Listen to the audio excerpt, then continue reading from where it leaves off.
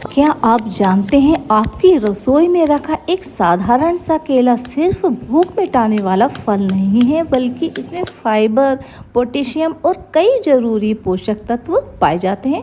लेकिन रुकिए, अगर आप सोचते हैं कि केला जितना ज़्यादा खाएंगे उतना ही ज़्यादा फ़ायदा मिलेगा, तो यह सोच बिल्कुल सही नहीं है। आज के इस वीडियो में जानेंगे केला खाने के 7 शानदार फ़ायदे, किन लोगों को केला संभल कर खाना चाहिए, केला खाने का सही तरीका क्या है और रात में केला खाना चाहिए या खाली पेट केला खाना सही है या नहीं। तो वीडियो को अंत तक ज़रूर देखें, क्योंकि आखिरी बात आपके लिए सबसे ज़्यादा काम की हो सकती है।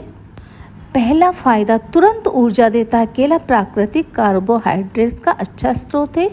इसी वजह से थकान या कमजोरी महसूस होने पर केला एक आसान और सुविधाजनक स्नैक हो सकता है।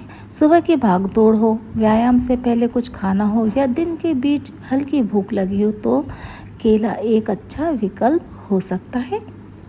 दूसरा फ़ायदा, पोटेशियम का अच्छा स्रोत। केले में पोटेशियम पाया जाता है। पोटेशियम शरीर के सामान्य मांसपेशी और तंत्रिका कार्यों के लिए जरूरी खनिज है और यह संतुलित आहार का महत्वपूर्ण हिस्सा है। इसलिए केला आपकी रोज़मर्रा की डाइट में पोषक तत्वों को शामिल करने का आसान तरीका हो सकता है।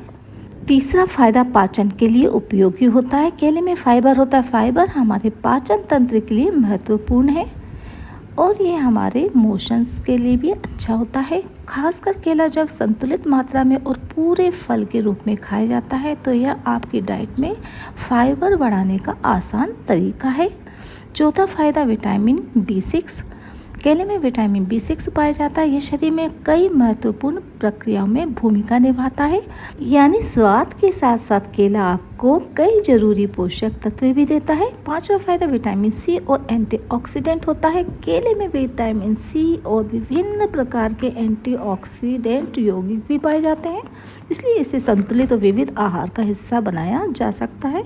ध्यान रखें, कोई एक फल सभी बीमारियों का इलाज नहीं है। बेहतर स्वास्थ्य के लिए पूरी डाइट का संतुलित होना भी आवश्यक है। छठवां फ़ायदा, आसान और सुविधाजनक स्नैक।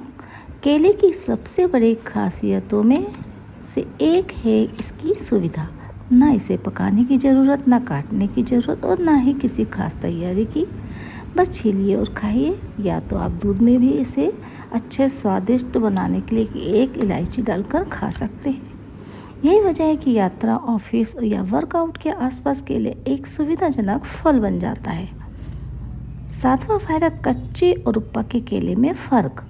एक महत्वपूर्ण बात यह है कि केले के पकने के साथ उसके स्टार्च और शुगर की संरचना बदलती है। इसलिए बहुत पका हुआ केला और थोड़ा कम पका हुआ केला शरीर में कार्बोहाइड्रेट के पाचन और ब्लड शुगर पर अपना अलग अलग प्रभाव डाल सकते हैं। अगर आपको डायबिटीज है तो केले की मात्रा और पकने की अवस्था अपने डॉक्टर या डाइटिशियन की सलाह के अनुसार रखना बेहतर है। अब बात करते हैं केले के संभावित नुकसान की। सबसे पहले, केला सामान्य मात्रा में अधिकांश स्वस्थ लोगों के लिए पौष्टिक फल है, लेकिन कुछ लोगों को सावधानी रखनी चाहिए। पहला, डायबिटीज। केले में प्राकृतिक शुगर और कार्बोहाइड्रेट होते हैं, इसलिए डायबिटीज वाले लोगों को अपनी कुल डाइट और ब्लड शुगर के अनुसार मात्रा तय करनी चाहिए।